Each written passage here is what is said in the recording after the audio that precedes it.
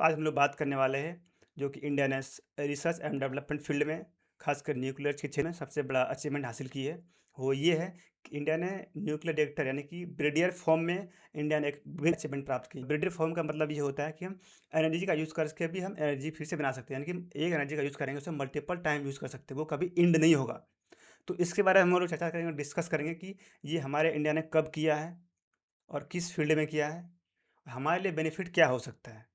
इन सब चीज़ों के बारे में हम डिस्कस करेंगे, ठीक है? सो दोस्तों इसलिए critically for Indian fast breeder reactor, यानी कि इंडिया ने फास्ट ब्रिडियर रिएक्टर जो खोज किया है, उसमें सबसे बड़ी अचीवमेंट हुई है। और दोस्तों ये जो ब्रिडियर का मतलब ये होता है कि हम एनर्जी का मल्टीपल टाइम यूज़ कर सकते हैं। आप देख सकते हो कि वर्ल्ड न्यूक्लियर न्यूज़ ने छापा है। ये इनका काम ही है कि रिसर्च एंड डेवलपमेंट फील्ड में जो अदर्स कंट्री में होती है, उसके बारे में रिसर्च रिसर्च करते हैं और अपने न्यूज़ कवर करते हैं। जो इंडिया के तमिलनाडु स्टेट्स में Kalpakkam fast breeder reactor attain criticality, why this is a defining steps in the Indian third stage and programme. Tamil Nadu का कलपक्कम जगह है, यहाँ पर जो इंडिया पावर प्लांट है, इसमें उन्होंने रिसर्च किया है कि हम नंबर ऑफ थर्ड स्टेप में जाकर के H4, 5, 6, 7 को भी प्रोग्राम हो सकता है, वहाँ जाकर के हम हमेशा इसका यूज़ कर सकते हैं। इसमें जो once commission India will be second country after Russia to have a commercial operating FBR, यानी कि इंडिया सेकेंड कंट्री होगा जो ब्रिडियर फॉर्म में हम इलेक्ट्रिसिटी का एनर्जी का यूज़ कर रहे होंगे। और नेक्स्ट दोस्तों आप लोग यहाँ देख सकते हो कि जो हम एनर्जी का कैसे हम सप्लाईमेंट करते हैं पूरे वर्ल्ड में, यानी कि हम इंडिया में कैसे सप्लाईमेंट करते हैं, एनर्जी का यूज़ करते हैं, इस्तेमाल करते हैं। किस इस अभी रिसेंटली जो हम लोग बात कर रहे हैं वहाँ तमिलनाडु में ही रिसर्च एंड डेवलपमेंट किया है। क्या एक ऐसी तकनीक है जो सिर्फ न बिजली बनाती है बल्कि अपना ईंधन खुद भी तैयार करती है और करवाती भी है।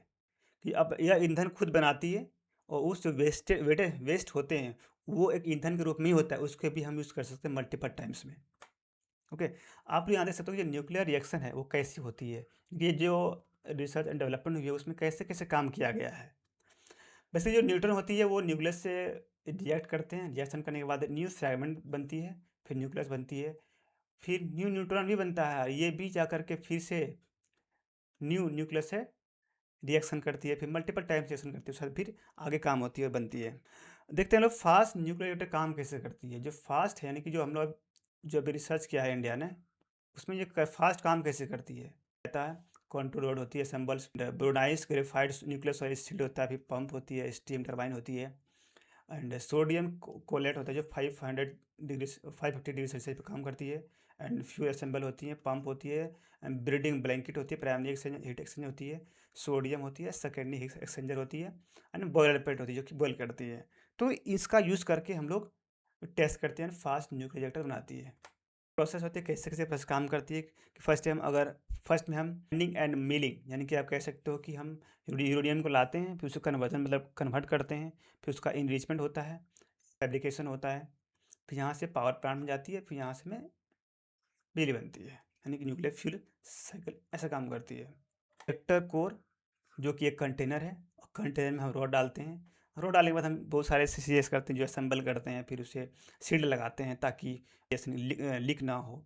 आप देख सकते हो कि यहाँ फ्यूल असेंबल हुई है अपर ग्रेड पे प्लेट पे, फिर रिएक्टर प्रेशर वेसल होती है, फ्यूल असेंबलिश होती है, फिर कंट्रोल रॉड ड्राइवर लगी हुई होती है, फिर फाइनली हम इसमें इंजेक्शन करते हैं और डालते हैं बाय थ्रू द रॉड। हमारे इंडिया के लिए बिग अचीवमेंट क्यों है इसके बारे में हम लोग चर्चा करेंगे, डिस्कस करेंगे, बातें करेंगे। इसलिए अचीवमेंट है क्योंकि हमें कभी भी पहले ऐसा काम नहीं किया है। ये first what has India achieve, India के पास जो क्या अचीवमेंट किया है।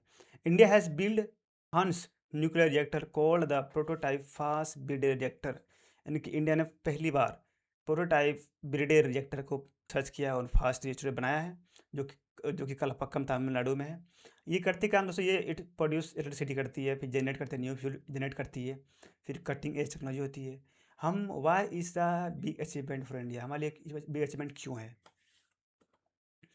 In normal reactor fuel gets use a finished in FBR, हम फ्यूल इसको यूज़ करते हैं मल्टीपल टाइम यूज़ कर सकते हैं, एंड न्यू फ्यूल को भी हम new fuel is created, it's convert यूक्रेडियम U38 and plutonium 239, and new fuel इसको यूज़ करके हम बनाते हैं। बाकी it's highly efficient and sustainable, ये इफिशियंट होता है, सस्टेनेबल होता है। थर्ड है दोस्तों, India third stage nuclear programme जो आ चुकी है उसमें यह है कि हम यूरेनियम बेस्ड रिएक्टर यूज़ कर सकते हैं, फास्ट ब्रिडेड रिएक्टर यूज़ कर सकते हैं, थोरियम बेस्ड रिएक्टर यूज़ कर सकते हैं इन फ्यूचर। अगर हम सेकंड स्टेज पे पहुँच चुके हैं, अगर थर्ड स्टेज पे हम पहुँचेंगे तो हमें और एक नया चीज़ें रिसर्च और डेवलपमेंट में काम आएगी।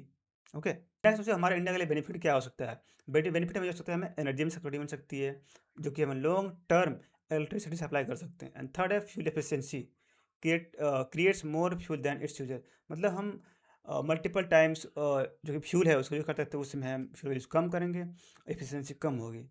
नेक्स्ट है दोस्तों रिड्यूस इंपोर्ट। इंपोर्ट भी हमें कम करनी पड़ेगी। अगर हमें इसका यूज़ इस चीज़ का यूज़ फ्यूचर में करेंगे तो हमें डिपेंडेंसी कोल और ऑयल पर नहीं होगी। And clean energy, low carbon emission. अगर हम ऑयल का यूज़ नहीं करेंगे, कोल का यूज़ नहीं करेंगे, तो हमें जो है कि पोल्यूशन कम होगा और हमें लो कार्बन एमिशन इन्वायरमेंट मिलेगा। ओके। नेक्स्ट हम लास्ट स्टेप्स ये है कि हम ग्लोबल के लिए इम्पोर्टेंट्स क्यों हैं, क्योंकि दोस्तों हम पूरे वर्ल्ड में सेकेंड पॉपुलेशन कंट्री हैं और हमें बहुत से सारे ऐसे फैक्ट्रियाँ हैं जो कि डायरेक्टली चलती है, उससे हमें बहुत इन्वायरमेंट में परेशानी होती है। और लगातार आप देखिए, आप सुने होंगे कि हमेशा एयर क्वालिटी यानी कि ए क्यू आई हमेशा हाई रहती है।